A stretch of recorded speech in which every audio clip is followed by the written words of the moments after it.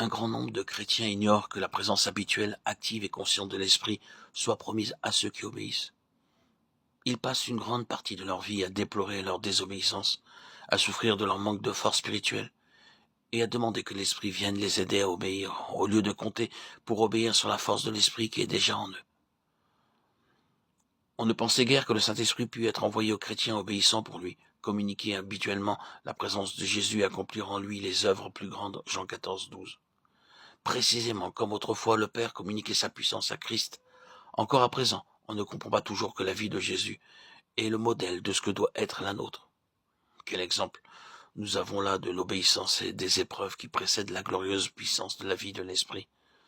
C'est cette vie-là que nous communique l'Esprit de Jésus glorifié.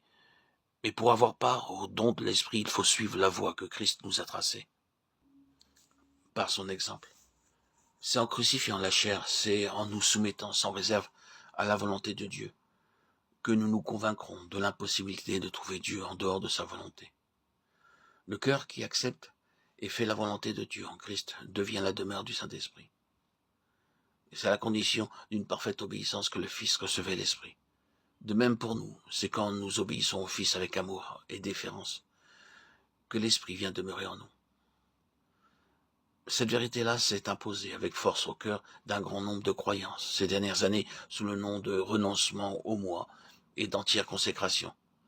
Lorsqu'ils furent amenés à comprendre que le Seigneur Jésus réclamait en effet une obéissance sans réserve, qu'il était de toute nécessité de s'abandonner à lui et à sa volonté, et que par sa grâce il était possible de le faire, lorsqu'avec foi en sa puissance ils le firent, ils entrèrent aussitôt dans une vie de paix et de force qui leur avait été inconnue jusque-là.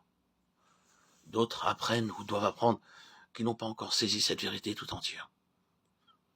Ils découvriront que l'application de ce principe, vu au-delà de ce qu'ils avaient pensé, à mesure que par la puissance de l'Esprit qui est en nous, nous apprendrons à apporter fidèlement à Jésus tout mouvement de notre vie intérieure, nous verrons que l'Esprit de Jésus glorifié réalisera sa présence en nous, faisant en nous et par nous infiniment au-delà de ce que nous demandons ou pensons.